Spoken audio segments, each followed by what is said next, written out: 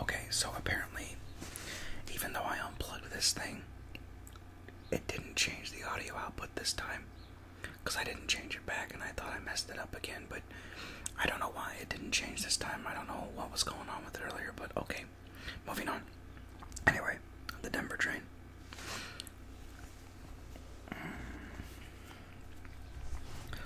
Alright, departs to Denver's Union Station in just 37 minutes for $9. The train leaves the airport starting around 4 a.m. weekdays and runs every 15 minutes until early 1:30 a.m.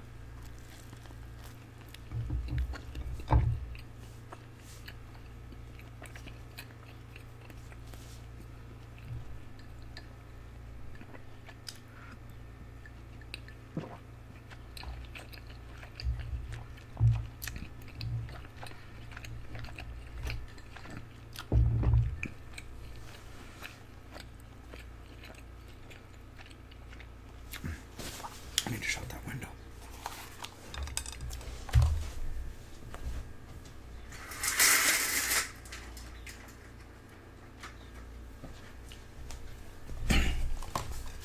Sorry about that. It's starting to get a little bit brighter outside. I don't want the glare to mess up the video halfway through.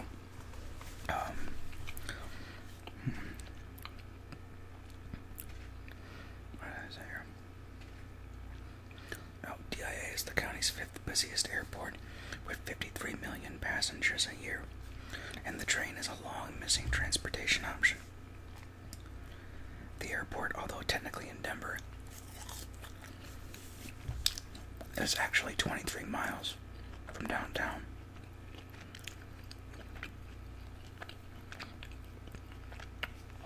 The drive often takes far longer than the usual 35 minutes due to heavy traffic on Interstate 70.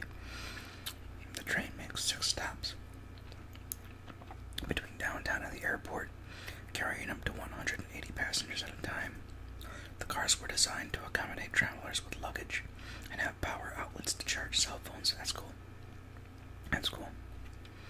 The train, officially known as the University of Colorado A-Line, has been years in the planning and construction, and Denver-based travelers have been watching as workers build new tracks and stations along the route. Then spent months testing the trains without passengers. The trains arrive and depart from a new station built into the southern end of the DIA terminal, beneath a new Westin hotel. The escalator connecting the station to the terminal is the state's longest. That's pretty cool. Even before it opened, the train began spurring. What the heck did I just do? Okay, well, I clicked something and now I lost it. Alright, well, I guess that's enough of that.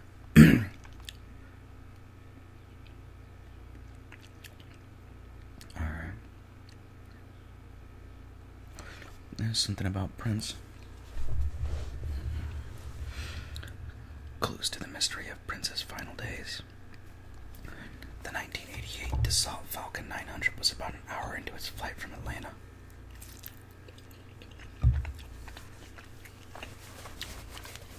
Friday, April 15th, when the pilot made a distress call to air traffic controllers in Chicago. There was a medical emergency on board. A male passenger was unresponsive, and so the Chicago airport officials diverted the flight for an emergency landing in Moline, Illinois, and that is right where I live, like right around the area.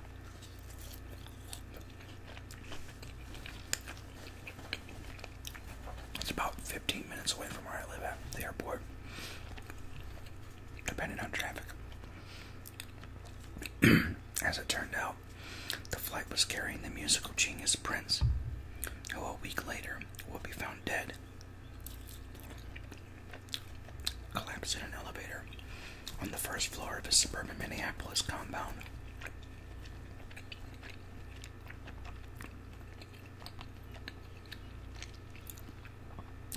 We had an emergency unscheduled landing at 1:35 a.m. on April 15th for a medical emergency for an unresponsive person. said Joe Johnson, the human resource manager for Quad Cities International Airport in Mulney.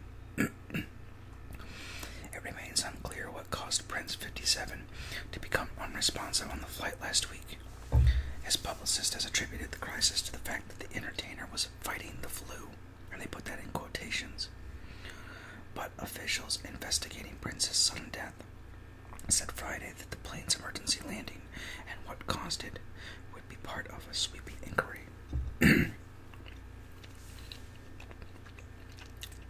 Prince spent only a few hours at a Moline hospital before his private jet flew home, and the entertainer resumed life at his compound in nearby Carver County. Just days before his death, he attended a show at a local jazz club and playfully showed off his new piano and guitar at a party at his studio.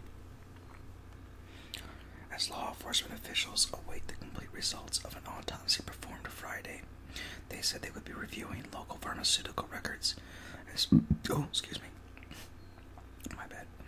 as part of a broad effort to understand Prince's full medical history. They declined to comment on reports that Prince had been taking pain medication, saying the investigation was continuing. This is a tragedy for all of us, said Jim Olson, the sheriff of Carver County, where Prince's estate, Paisley Park, was located in the town of Chanhassen. To you, Prince Rogers Nelson was a celebrity.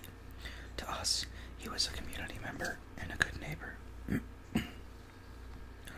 Prince was last seen alive at about 8 p.m. on Wednesday evening, when someone dropped him off at his estate, where he lived alone.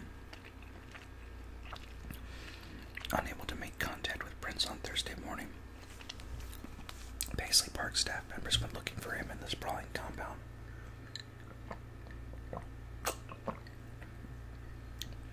They found him unresponsive in an elevator and called 911 at 9:43 a.m. The person is dead here, a male caller told the dispatcher, according to a transcript of the 911 call. Later, the call added, and the people are just as strong. Medics responding to the home could not resuscitate Prince. He was pronounced dead at 10:07 a.m. Thursday.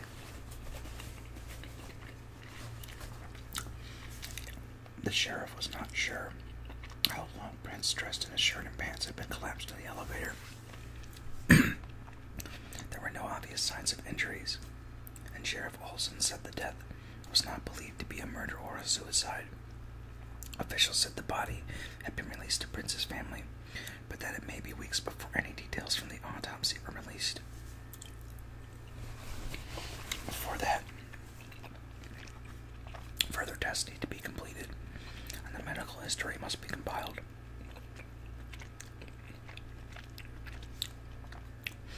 There remain many questions around Prince's health.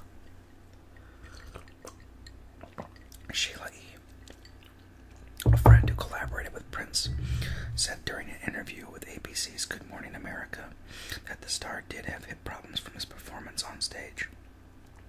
He has said in interviews that he struggled with epilepsy as a child.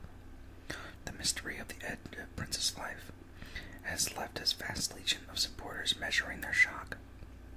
As they wait for answers, fans around the world grieved and celebrated his life with the frenetic energy with which Prince lived it, with dance parties and widespread tributes, from social media posts to impromptu Broadway performances. Here in his hometown, the famed First Avenue Dance Club, held a free overnight dance party from Thursday to Friday, with more scheduled through the weekend. Makeshift memorials popped up outside the club and in front of Paisley Park. Billboards encouraged residents to wear purple. I just clicked on a picture and threw myself out of the article, and now it doesn't want to take it to it, so I'm gonna go back. What are you doing, iPad? There we go. The article's just disappeared for a second. Pardon me. I just misclicked. And now it's frozen. It's giving me a white screen. That's all I'm getting right now. It's just sitting there loading. I don't know why it's doing that. Maybe my internet's being janky. Regardless, while I wait for that, I'm going to have some more of this steak and cheese.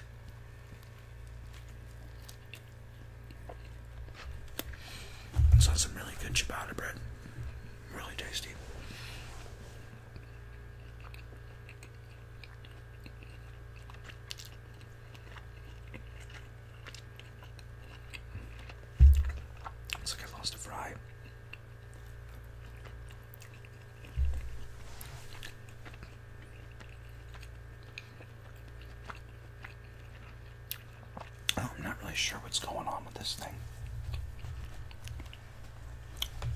It's just sitting there loading nonstop. Try clicking on a different one. Maybe, looks like it's just messed up. It could be that the connection on the iPad went down. It happens sometimes. Take a look here. And it says it's on.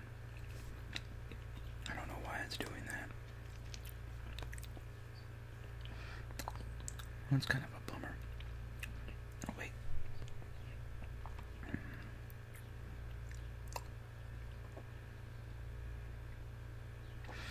Yeah, I think it's just down. The application must have gone down because it's not working at all. But I think everything else should be working. Let me see here. Hopefully. Yeah, it looks like Google's still working. So it must just be the application.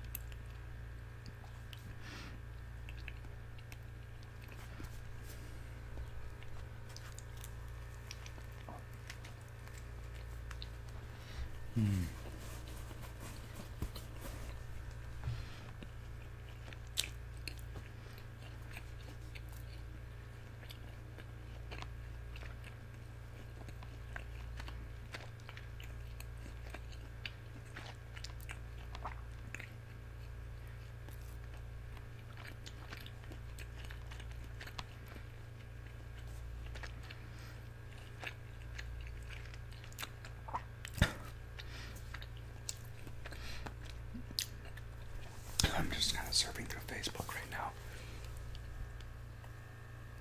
I really wish that would go away because man, that's annoying. The reflection.